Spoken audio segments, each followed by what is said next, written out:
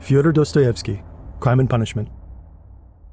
Crime and Punishment begins when a young man called Rodion Raskolnikov walks out of his tiny St. Petersburg apartment on an exceptionally hot July evening. He is in a state of hypochondria, an irritable, strained condition resulting from a long period of isolation. As he leaves, he successfully manages to avoid his landlady, who scares him. But how can he still be afraid of her when he's planning a thing like that? Dostoevsky doesn't immediately identify the thing that Raskolnikov is planning, but we eventually find out that it's a murder. This deed and its consequences make up the book that is Crime and Punishment. But this is no simple whodunit. Instead, it's often described as a whydunit, an exploration of why Raskolnikov becomes a murderer, rather than precisely how he does it. As is typical of Russian novels, Crime and Punishment is lengthy. For the sake of brevity, we'll stick to the most iconic scenes and characters in this blink. Along the way, we'll explore the psychology of Raskolnikov, as well as the key philosophical insights. Before the crime. A young man with dark hair and dark eyes walks out his door in anguish. He doesn't know what to do about the thing he's been contemplating. His name is Rodion Raskolnikov, and he lives in a tiny, stiflingly hot apartment the size of a closet. Outside, it's no less oppressive. The St. Petersburg air is smelly and scorching. As Raskolnikov wanders around the city, he mutters to himself incessantly. He tells himself that mankind would be capable of anything if it weren't for cowardice. What people are most afraid of, he says, is taking a new step and uttering a new word. We don't at first learn exactly what Raskolnikov is planning, but we do discover that he's on his way to a rehearsal of it. He walks exactly 730 steps from his apartment to a huge house that's divided into tiny, working-class tenements. He rings the bell of one of the apartments, that of an old woman called Alyona Ivanova. She's diminutive and withered, about 60 years old, with a sharp nose and sharp eyes. This is the pawnbroker Raskolnikov has been dealing with for the past several months in his ill-advised attempts to make some money. As they talk, Raskolnikov studies the room, noting every object in its placement, as well as exactly how the sun will be peeking through the windows when it happens. They haggle over the price of a watch that Raskolnikov has bought. Alyona gives him a bad deal. Then he bids her goodbye and tells her he may be back in a day or two. After leaving, Raskolnikov becomes erratic. He can't keep up a consistent walking pace and stops several times. Oh, God, how loathsome it all is. And can I possibly, he cries. An intense sense of repulsion overcomes him. As he walks around in this state of agitation, Raskolnikov finds himself at a tavern. He has never actually been inside of a tavern before, but after a month of isolated wretchedness, he suddenly feels a desire for company. There, he meets Marmeladov, a retired clerk. Marmeladov engages Raskolnikov, philosophizing and telling him the story of the last few months of his life. He squandered all his money and become an alcoholic. He even sold his own wife's stockings in exchange for a drink.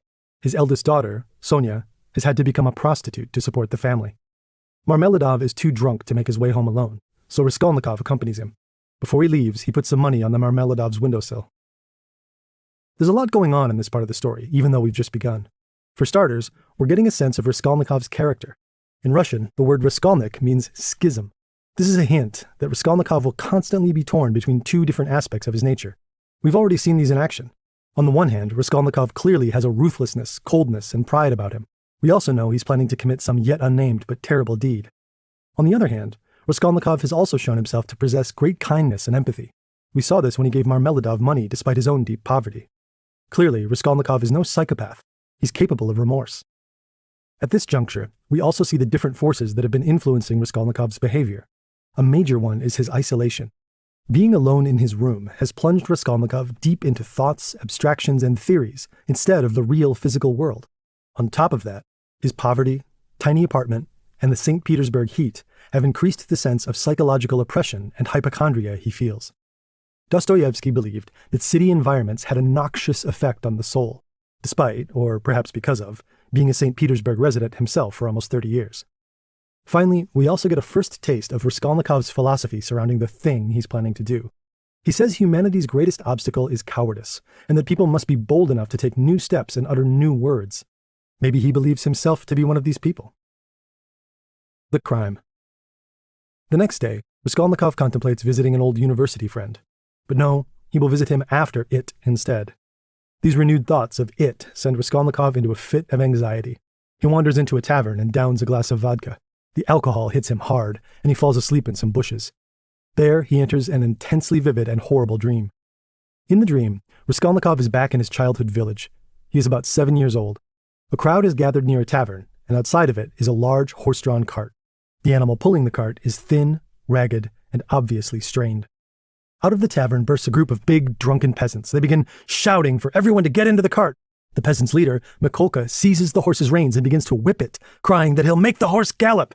People begin to pile into the cart, laughing and cracking nuts and yelling. The horse tries to pull them forward, but can only struggle and gasp. Mikolka begins to beat the horse to death, first with the whip, then with other instruments. He screams that the horse is his property, and he has the right to do what he wants with it. Other peasants join in, and the horse eventually totters to the ground and dies. Raskolnikov runs through the crowd and up to the horse, puts his arms around its neck, and kisses it all over its face. He tries to beat Mikolka, but then he wakes up. Raskolnikov feels utterly broken when he awakes. He reflects on what he's about to do. Good God, he cries.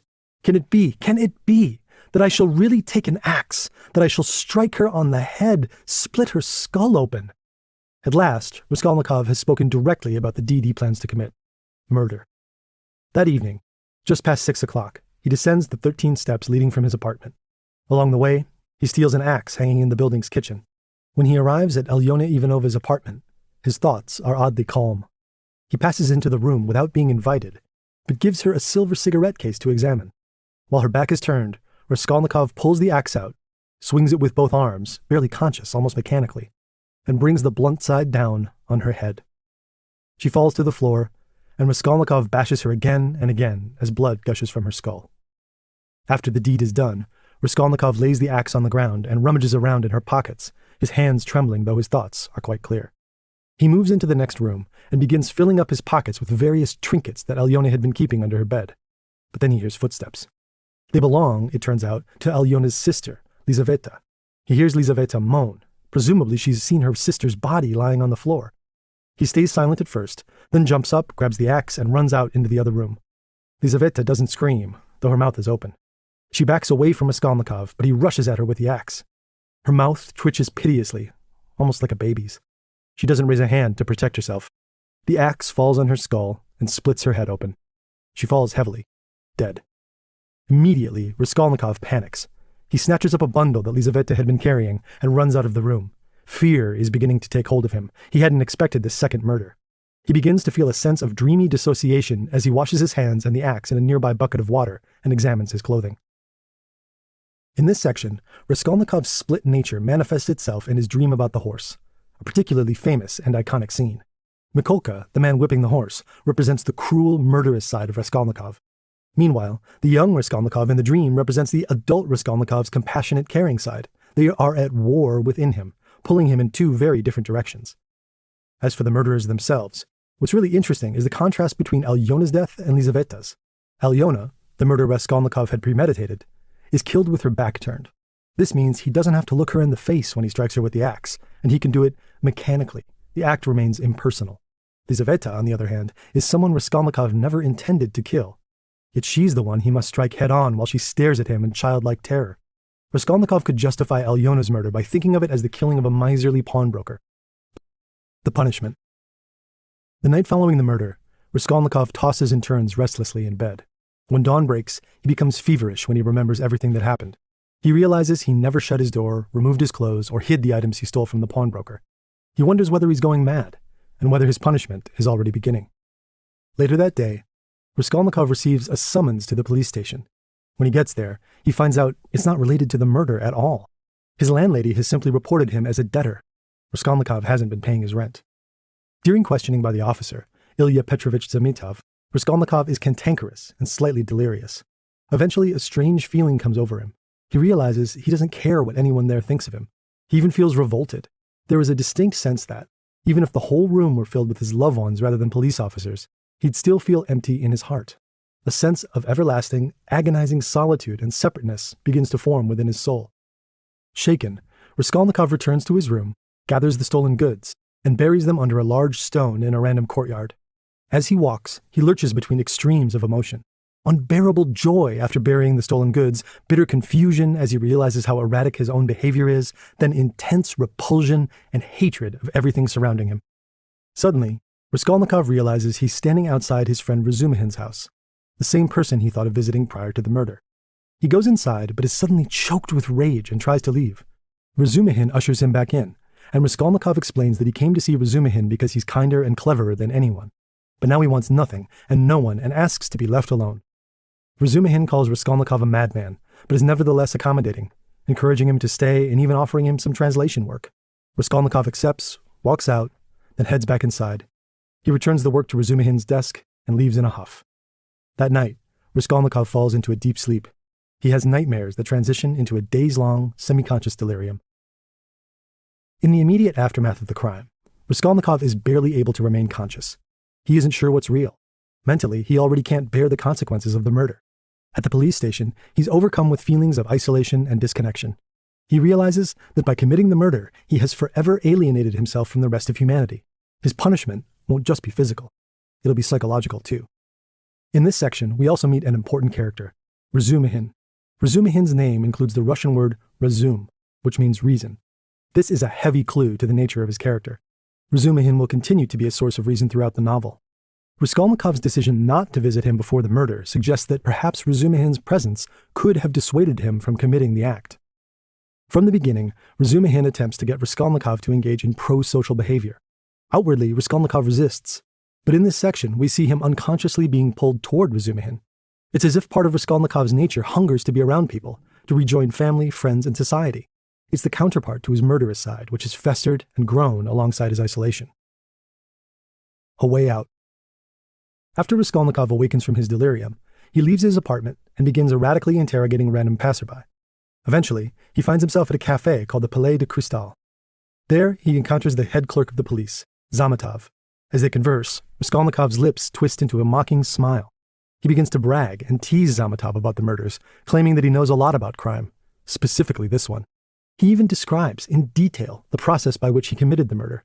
This arouses Zametov's suspicions, but Raskolnikov assures him that he was really just saying how he would have done it.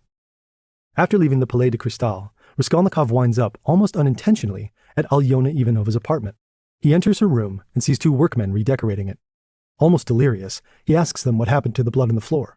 They threaten to take him to the police if he doesn't leave, but ultimately, the porter simply throws him out. Shall I go there or not? Raskolnikov wonders, thinking about turning himself in to the police as he stands in the thoroughfare at a crossroads. He looks around as if expecting an answer, but there is nothing. Then, at the end of the street, he notices a crowd. They're gathered around none other than Marmeladov, who has been run over by a horse-drawn carriage. Now, instead of going to the police station, Raskolnikov helps Marmeladov back home, where a doctor declares that Marmeladov will die. After a priest delivers Marmeladov's confession, a young woman makes her way through the crowd and into the room. She is wearing a gaudy silk dress, a straw hat with a feather, and is holding a parasol, a prostitute's attire. Under the hat peeks a timid, pale face and frightened eyes. It's Marmeladov's 18-year-old daughter, Sonia. Seeing Sonia, Marmeladov cries out, "Sonia, daughter, forgive!" She rushes to her father, and he dies in her arms. Immediately, Raskolnikov offers Marmeladov's wife, Katerina Ivanova, a large sum of money to hold a funeral. Then he departs. Raskolnikov returns home full of self-satisfaction. He feels that his acts of kindness towards the Marmeladovs have redeemed him, or, at least, he tries to convince himself they have. In this section, Raskolnikov searches for various ways out of his predicament. At the beginning, he semi-confesses to Zametov, but walks it back at the last second. He also returns to the scene of the crime. These are classic criminal behaviors, both expressions of guilt, a desire to be caught. But when standing at the crossroads, Raskolnikov falls short of actually deciding to go to the police station and confess. Despite not confessing, Raskolnikov is clearly seeking redemption through his behavior with the Marmeladovs. He seizes the first opportunity to do something kind and selfless, and tries to convince himself that this means he's atoned for his sins. But it will take much more than that, and deep down, Raskolnikov knows it. In this section, we also get our first real introduction to Sonia. We'll talk more about her later, but for now, just remember that Sonia's full name is Sofia, meaning wisdom. This is an indication of her role in the novel. Despite her fallen nature as a prostitute, she will ultimately be the one to lead Raskolnikov to salvation. The extraordinary man. Raskolnikov enters Porfiry Petrovich's apartment on the verge of laughter, accompanied by Razumihin. Porfiry is the head of the investigation department, and the two friends are there to request the return of Raskolnikov's pawned items from the deceased pawnbroker. Raskolnikov is purposely putting on a display of mirth as a cover for his anxiety. Porfiry Petrovich immediately shows himself to be a much more intelligent and shrewd character than the clerk Zametov. He doesn't once take his eyes off of Raskolnikov after asking him why he's there. Raskolnikov swears that Porfiry already knows the truth, that he's winking at him and toying with him. As it turns out, Porfiry has been familiar with Raskolnikov for some time. 2 months ago, he read an article Raskolnikov had published called On Crime. The most interesting part of the article, Porfiry recollects, came at the end. Raskolnikov had suggested that there are certain people who are superior to the rest of humanity. As such, they have the right to commit crimes. Raskolnikov clarifies these extraordinary people have the right to transgress the law, but only if doing so is essential to the fulfillment of their ideas or for the benefit of all humanity. Say Newton's discoveries couldn't have been made without sacrificing people's lives. Newton would then have had the right to eliminate them.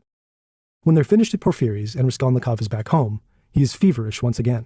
He frets about Porfiry and tries to convince himself that Alonia's life really was worthless. Yet he also begins to question himself and his theories. Was he really the sort of extraordinary man he'd written about in the article? Raskolnikov's article, On Crime, is of great philosophical importance to the novel, as well as to the history of philosophy.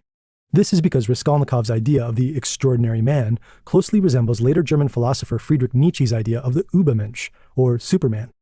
Nietzsche, like Dostoevsky, explored the concept of nihilism, a theory that developed in Russia in the 1850s and 60s. Essentially, nihilism advocated the idea that there are no objective moral truths and that traditional bonds of family and society should be rejected. Dostoevsky believed that nihilism was extremely dangerous. According to him, in the absence of a guiding moral system such as Christianity, humanity could use logical, utilitarian arguments to justify pretty much anything, including murder. Similarly, Nietzsche believed that nihilism would destroy all moral and religious convictions and lead to a moral crisis. But in the midst of this crisis, the Übermensch would arrive on the scene. The Übermensch would, unlike other people, be able to create his own morality. In doing so, he would model a new system of values and save people from the crisis. Nietzsche intended his Übermensch to be something positive, an ideal to strive for. Dostoevsky, however, saw this as a dangerous concept and tried to refute it through the negative example of Raskolnikov, who believes himself to be a type of Übermensch. Raskolnikov's mistake is neglecting his human nature, his innate conscience. He thinks that he can act based on logic alone, thus proving himself extraordinary, but his emotional turmoil suggests otherwise. For Dostoevsky, there's a big difference between simply theorizing about moral boundaries and actually violating them. The prostitute. After an emotionally charged conversation between Raskolnikov, his mother, his sister, and Razumihin, Raskolnikov makes his way to Sonia's apartment. He asks after Sonia's mother, Katerina Ivanova. Sonia quickly becomes flushed and anguished as she defends her mother in spite of her mother's madness. It's almost as if an insatiable compassion is reflected in Sonia's face. She longs to speak, to champion something. When Raskolnikov suggests that Polenka, Sonia's younger sister, will wind up as a prostitute too, Sonia cries aloud, "God will not allow anything so awful." She repeats that God will protect Polenka, clinging to her belief. She sobs when Raskolnikov says maybe there is no God. Raskolnikov tells himself that Sonia is a religious maniac, and that this religiosity is infectious and will soon latch itself to him. Still, he takes Sonia's copy of the New Testament and demands that she read him the story of Lazarus, the man who was resurrected by Jesus. Sonia shakes as she reads. To Sonia, Lazarus is her story. When she finishes reading, Raskolnikov tells her that he has broken ties with his family. Now Sonia is all he has, and he asks her to come away with him. He has no idea where, he just knows that they're on the same road. Sonia looks at him, not understanding anything other than the fact that Raskolnikov is terribly, infinitely unhappy. For explanation, he offers that Sonia too has transgressed and destroyed a life, her own. Sonia is confused and agitated. Raskolnikov ends the meeting by telling Sonia that he may not come back tomorrow, but if he does, he will tell her who killed Lizaveta. The next day, after the funeral banquet in honor of Marmeladov, Raskolnikov visits Sonia in her room. He sits down mechanically on her bed and tells her to guess who killed Lizaveta. Take a good look, he says, feeling his heart freeze. In her face, he sees Lizaveta's, that same childish, helpless terror. The terror infects him, and an equally childish smile appears on his own face. Finally, Sonia guesses the truth. She seizes both of Raskolnikov's hands and stares at him, then jumps up, wrings her hands, and sits back down beside him. What have you done? What have you done to yourself, she says in despair, embracing him. Sonia promises that she will never leave him, and asks if he has a cross. She gives him her own, and then decides she will wear one that belonged to Lizaveta. Together, Sonia says, they will suffer and bear their cross. Raskolnikov will confess his crimes. A common archetype in Dostoevsky's work is that of the saintly prostitute, in this case, Sonia. Despite being a prostitute, Sonia is meant to be seen as the most virtuous character in the novel. She sacrifices herself for the good of her family in her seemingly endless compassion. This compassion extends to Raskolnikov, who she pities when he reveals that he is the murderer. She promises to follow him to Siberia, where he will be sent when he confesses. Sonia represents the suffering of all humanity, the unjustness of fate. She is also the embodiment of blind religious faith in the novel. Whereas Raskolnikov's faith has become a twisted utilitarian ideology, Sonia's faith is in God alone. She does not sequester herself in her apartment with theories and abstractions. She simply feels and believes. Despite these differences, she and Raskolnikov do share a kinship. They are people who have fallen in different ways and must suffer as a consequence. But perhaps, as the story of Lazarus suggests, they can each rise once again. The confession. After deciding to confess, Raskolnikov begins something of a farewell tour. First, he goes to visit his mother, then his sister, and finally Sonia. There, he retrieves his cross, and Sonia has him say a prayer. Raskolnikov doesn't know why he accepts, but he does. Finally, Raskolnikov heads toward the police station. On the way, he takes a detour to the Haymarket. He remembers that Sonia told him to go to the crossroads, bow down to the people there, and kiss the earth. Suddenly, he feels his misery and anxiety spread throughout his body, softening everything within him, and he falls to the ground on the spot. Immediately, Raskolnikov's actions are met with laughter and jeers from onlookers. He gets up and continues walking to the police station. He sees Sonia following him from 50 paces away, and is assured, once and for all, that Sonia will follow him to the ends of the earth. With renewed conviction, he enters the police station, but almost leaves without confessing. Again, he sees Sonia looking on, pale and horror-stricken. He stands still for a minute, grins, and walks back into the station. His lips white and his voice broken, he confesses to Zametov, the head clerk. It was I killed the old pawnbroker woman and her sister Lizaveta with an axe and robbed them. At this point, the novel fast-forwards into the future, to a year and a half after the murders. Raskolnikov has been imprisoned on the banks of a broad river in Siberia for 9 months. As promised, Sonia accompanied him there. Going to prison does not instantly redeem Raskolnikov, nor make him repent his crimes. At first, he still believes there is nothing wrong with what he did. In what way is his theory any more stupid than the countless others that have ever existed? His action may have been a legal breach, but it wasn't wrong per se. Throughout Raskolnikov's time in prison, Sonia repeatedly visits him outside of his window. But one warm day, they're finally able to meet outside in the yard. They sit next to each other for a few brief moments, holding hands. Suddenly, something seizes Raskolnikov, and he bursts into tears, throwing himself at her feet. She is frightened at first, but then she understands, and a light of infinite happiness sparks in her eyes. He loves her beyond everything. Their pale, thin figures stand together, sick but bright in the dawn of a new future. The same night, Raskolnikov thinks of Sonia in a fit of ecstasy. That evening, he can't analyze anything consciously. He exits the realm of intellect and theory and enters the realm of feeling. He takes Sonia's copy of the New Testament from under his pillow. He doesn't open it, but he wonders whether Sonia's convictions are now his own. Raskolnikov doesn't know this yet, but his new life is just beginning. It won't be easy. In fact, it will come at the cost of great suffering. But, as the narrator of Crime and Punishment puts it, that's a matter for another story, not this one. For Dostoevsky, Raskolnikov can't be redeemed in God's eyes until he confesses his sin and accepts his punishment. Importantly, he has to do this not only at the police station, but also publicly, to the earth itself. He has to confess to God and humanity, not just the law. When Raskolnikov gets to Siberia, the environment provides a perfect contrast to the St. Petersburg we're introduced to at the very beginning of the novel. Siberia is cold and wide open, very unlike the packed, hot, stifling city. Here, Raskolnikov's mind has a chance to break free of the thoughts that have been plaguing it. He's no longer in the isolated realm of intellect and theory, though it takes time for him to truly escape it. It's maybe because of this that Raskolnikov is finally able to accept Sonia's love. In a sudden flash, the two experience their resurrection together, their Lazarus moment. There's no lead-up to this instance of divine grace and love. After this experience, as Raskolnikov thinks of Sonia, he is no longer trapped inside a logical labyrinth. His faith has been transferred from his theories onto God. It's the start of his redemption, which Dostoevsky leaves for another story, one that's never actually written. In this blink to Crime and Punishment by Fyodor Dostoevsky, a young man named Rodion Raskolnikov comes to the conclusion that he has to kill an elderly pawnbroker. Believing it will prove he's an extraordinary man, superior to the rest of humanity, Raskolnikov murders the pawnbroker with an axe.